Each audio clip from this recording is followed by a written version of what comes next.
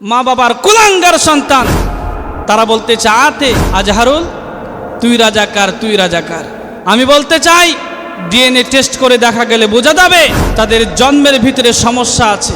তারা ওই শাহবাগে প্রিয় মুফাসসির 50টি বছর দেশ এবং দেশান্তরে আল্লাহর কোরআনের কথা বলেছেন। যার হাতে হাত রেখে অসংখ্য হিন্দু কালিমা পড়ে মুসলমান হয়েছে, বৌদ্ধ কালিমা পড়ে মুসলমান হয়েছে, অসংখ্য বেনামাজি নামাজি হয়েছে, অসংখ্য মদখোর মদ ছেড়ে আল্লাহর ওলিতে পরিণত হয়েছে, এমন একজন বিশ্ববরেণ্য মুফাসসির কোরআন আল্লামা সাঈদীর বিরুদ্ধে তোমরা রাজাকারের তকমা দিয়েছো। কথা বলেন ঠিক কিনা মুসলমান? আমি বলতে চাই শাহবাগী যে নর্তকীরা রয়েছে এদের জন্মের সমস্যা আছে।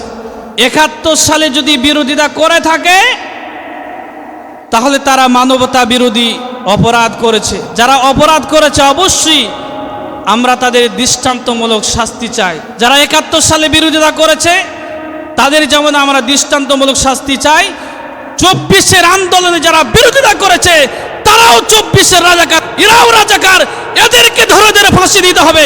কথা বলেন ঠিক কিনা মুসলমান?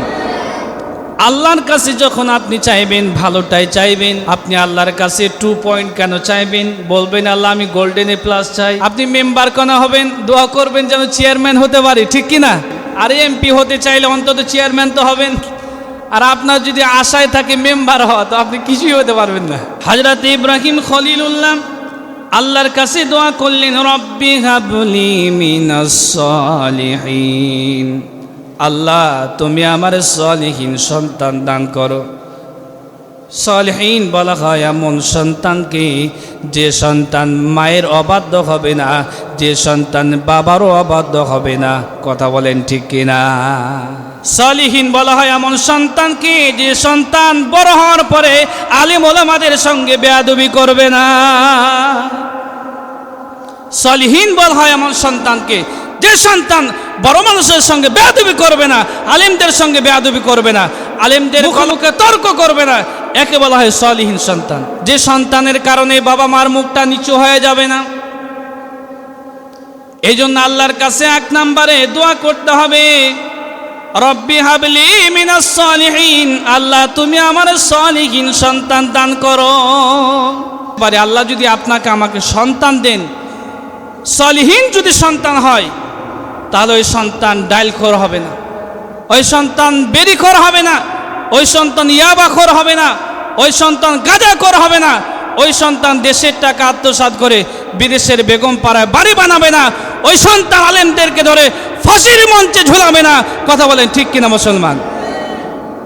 আপনারা দেখেছেন এটিএম আজহারুল ইসলাম আইন তাকে মুক্ত করেছে, আর একদল এদেশের নরপিচাস কুলাঙ্গার, দেশের শত্রু, ইসলামের শত্রু, মুসলমানের শত্রু, মুসলিম জাতির শত্রু, মা বাবার কুলাঙ্গার সন্তান, তারা বলতে চায় আজহারুল তুই রাজাকার, তুই রাজাকার।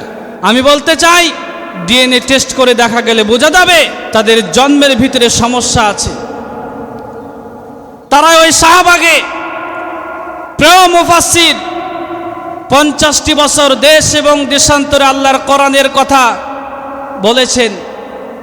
যার হাতে হাত রেখে অসংখ্য হিন্দু কালিমা পড়ে মুসলমান হয়েছে, বৌদ্ধ কালিমা পড়ে মুসলমান হয়েছে, অসংখ্য বেনামাজি নামাজি হয়েছে, অসংখ্য মদখোর মদ ছেড়ে আল্লাহর ওলিতে পরিণত হয়েছে, এমন একজন বিশ্ববরেণ্য মুফাসসির কোরআন আল্লামা সাঈদীর বিরুদ্ধে তোমরা রাজাকারের তকমা দিয়েছো। কথা বলেন ঠিক কিনা মুসলমান?